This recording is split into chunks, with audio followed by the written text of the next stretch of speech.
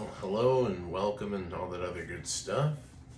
I am going to start doing more videos. I haven't done one in a while, and I finally completed the Cobi P39 Cobra, the D model, the American version. Here's the box. Very enjoyable build. I've had several others that I've built, but I really like this plane, and it is almost perfect in terms of the way it looks, the way it operates. It has retractable landing gear.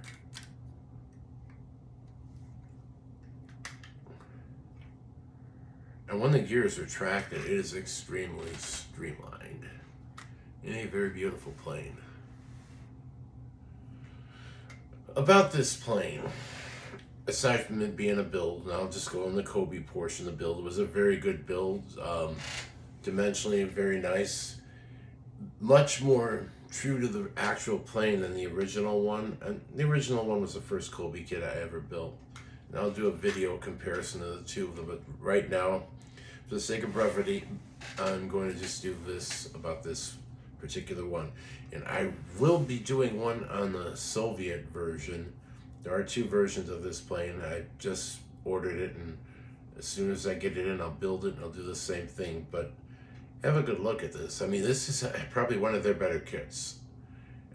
Usually we'll put these up on display on a shelf or something, but I've been keeping this one out because of all the stuff going on, war stuff, even though this is World War II. Kind of brings me to the same kind of a thing, the way this country is now, the way that it was at the beginning of or prior to World War II. Not a lot in ways of equipment, and stuff that was there, a lot of it was new, not tested in combat.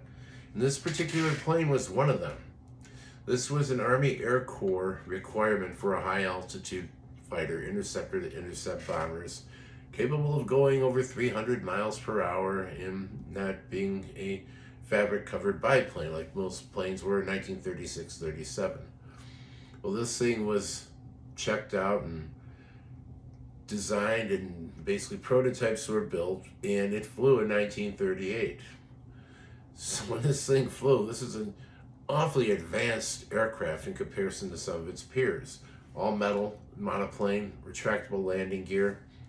It had an actual heating system in the cockpit for the pilot, so the pilot wouldn't freeze to death. But there were some issues. The original prototype, and I really can't show it to you here because I don't have a model of one, had a turbo supercharger.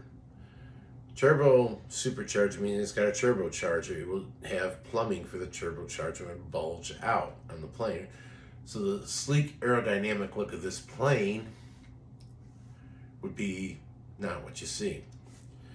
It also has a single stage mechanical supercharger. Most of these inline engine planes, which this is one, being it had a radiator, was liquid cooled, had mechanical superchargers powering them up. Why, I don't know, but that's what they did. That's what the norm was. This plane has a 12-cylinder V12 Allison V1710 engine. Basically, it was a liquid-cooled V12 aircraft engine developed by General Motors. Yes, that General Motors, Chevy, Cadillac, for Bell Aviation as a power plant in this plane. And it's a very good engine. It's comparable to the Rolls-Royce Merlin and the Spitfire and the Mustang. Well, the difference is the Allison was not as complex. The tolerances were looser, much easier to maintain, to rebuild, to do whatever. But it had a significant issue at altitude. It could not pick up speed that you would need at high altitude fighting, which would be 30,000 feet and above. The kind of altitude that was used in Western Europe when we were bombing Germany, and we had high altitude escort fighters that were with the planes. This plane at the beginning of the war was like one of the best. You had this plane, you had the P40, which is kind of cumbersome looking, and the P38. They all use this same engine, this Allison V1710 GM engine.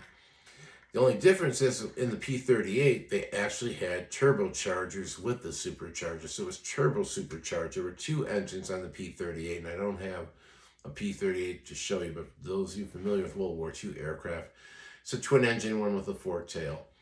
Capable speeds of 414 to 420 miles an hour at altitude, which this plane couldn't do.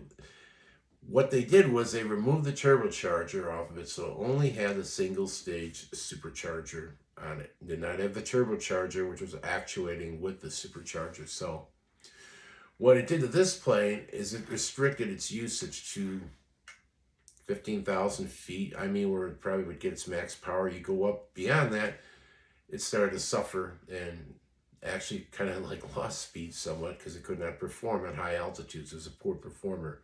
But at lower and medium altitudes, this plane was a killer, capable of speeds of 390 miles an hour, which was fast for back then. This plane was hellacious going after German planes in the Soviet Union. I read that even pilots in the FW-190 had a problem with this plane because this baby can really wax you good. This is the American version. The American version has, if I can do this right so you can see it, in the wings, 430 caliber machine guns, 2 per each wing. On the top you see 250 caliber machine guns synchronized to fire through the propeller, and in the propeller itself, in the nose, an 37 millimeter Madsen M4 cannon. Basically, Oldsmobile produced them also prior to the time of World War II. So you have a plane that has a lot of capabilities. The only problem is you get up to 15,000 feet, you're like getting max performance. In just under 400 miles an hour in this thing, they're not bad. And without the turbo supercharger, they could maintain that speed at lower altitudes if they use the right octane level of gasoline and the right lubricants. And the Russian pilots love this plane. This plane was used in the Pacific by the Americans, and it's this particular one here. And it was used for basically low altitude fighting. They couldn't fight the Japanese because it was tactics. This plane was much faster than a Zero.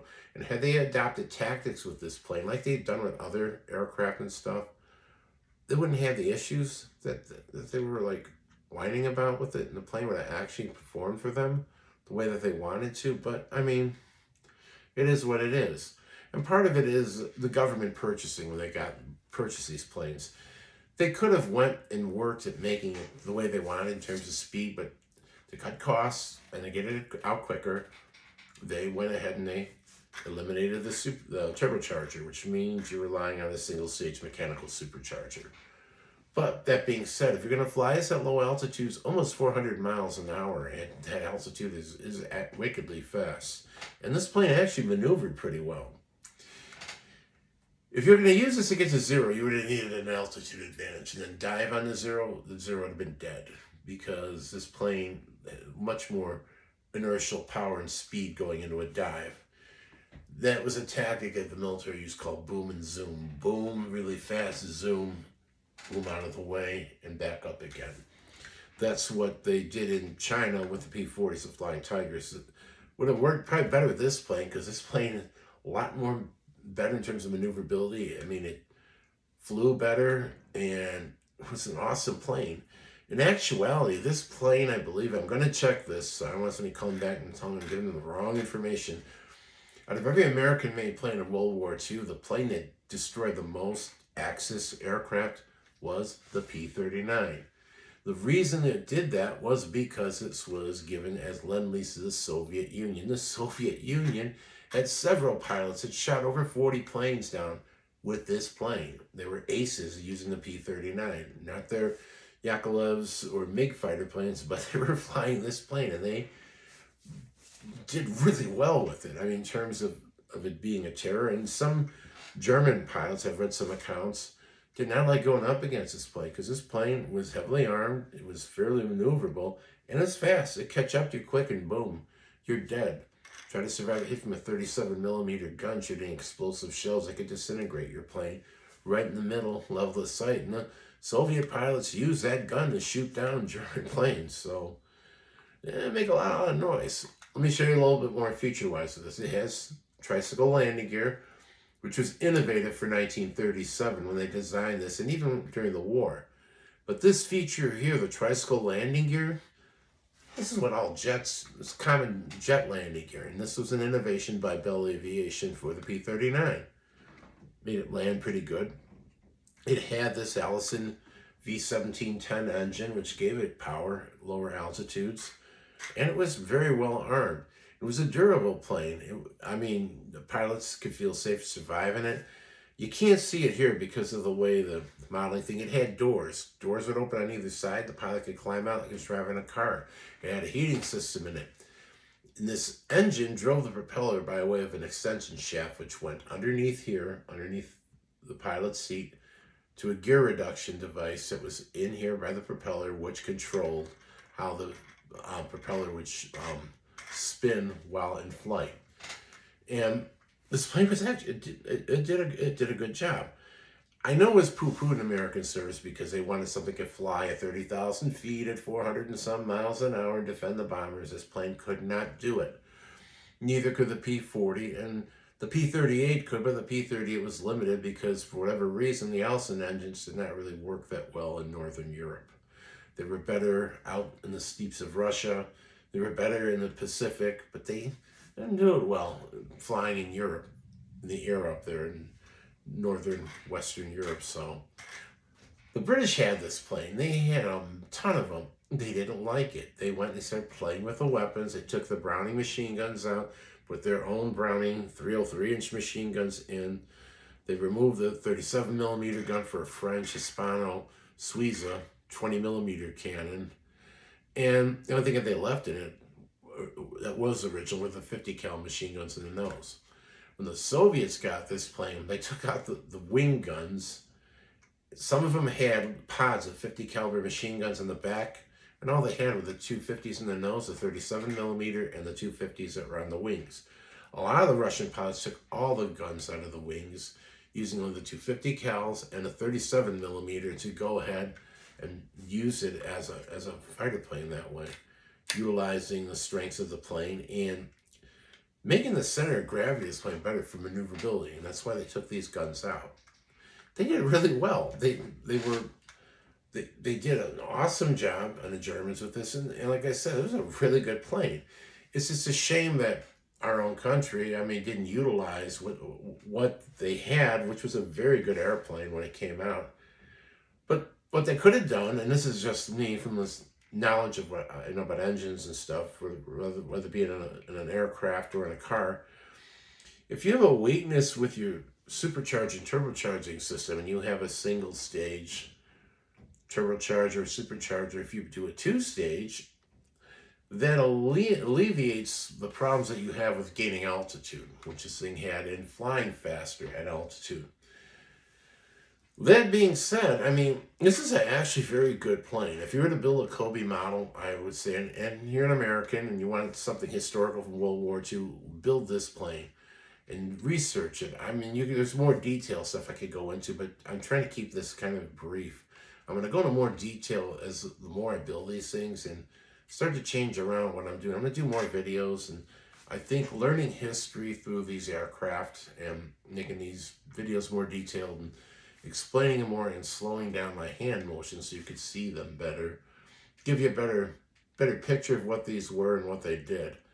And they were what they were, only weapons of war. And I'm going to take the cockpit off so you can see the pilot. The pilot's actually cool. He comes with a regular Army Airforce hat, but get him out of here. Just always a trick with these babies. There we go. Very nice action figure for the pilot. Southwest Pacific kind of costume thing, but fits very well in here. And it just, the whole thing, this was a very pleasant build. There was no frustration or no missing parts, no freaking out because I thought this part wasn't there or that. I just built this thing and I enjoyed it. It was a good time. And like I said, I don't know if you can find these in the store. I found this on eBay and I'm sure they're available on Amazon. I will do another video on this plane, but of the Russian version once I get it and I build it. I'll show the original Cobi one and I'll explain in detail a little bit more about this aircraft as far as how it fits from a historical perspective. And basically, in the place of aviation, how important this plane was. Like I said, the landing gear on this plane is tricycle landing gear, and this is what jets use. This is a common landing gear now. This was state of the art and very kind of little bit something new back in 1937, 38, when they were toying with this model, making it into something that they could actually use as a fighter plane. And it did very well. Like I said, this thing shot down the most enemy planes of any American aircraft, thanks to the Soviet pilots that used this, thanks to the Italian pilots that used this when they switched sides with Mussolini, and the French pilots that used it in the invasion of southern France when they kicked the Nazis out. A very neat historical plane, and a very historical company. And actually, our first jet fighter was a Bell, the XP-59, which utilized some mechanical things from this plane in its actual construction and the way it was used. So there you have it. Bell P39 Airacobra, Cobi. A little short history of it, and I'll go into more detail, like I said, after I build the Soviet one, the Lend-Lease version. But one more look at everything here, the actual box, which is kind of neat. And the instructions in this one was very, very good and very clear. There are a lot of smaller parts, but it was easier to put this one together than some of the prior. Turns out at the end, a very beautiful kit, a very beautiful plane, and a very historically important plane as far as the United States getting on stage as a world power and trying to project its Air Force, which at that time was the Army Aircorps, because the Army still ran the Air Force, and it became the Army Air Force, and in 1947, the U.S. Air Force that we know and love so much today. But this is one of their first modern, one of my favorite World War II planes, because like I said, a lot of Axis planes were down by this baby, and it's good that we had it when we did. I'm going to do a few more pen videos and watch videos. In fact, I got one on a really nice watch that you might like. But for now, that's it. Hopefully I can get more videos in, and if I don't find something as far as my next gig, I'll be doing way more of these videos because I'll have more time, and hopefully you appreciate the knowledge that I give you, and I'll try to do a little bit better with them. And thank you, and hope you enjoyed my video. Thank you.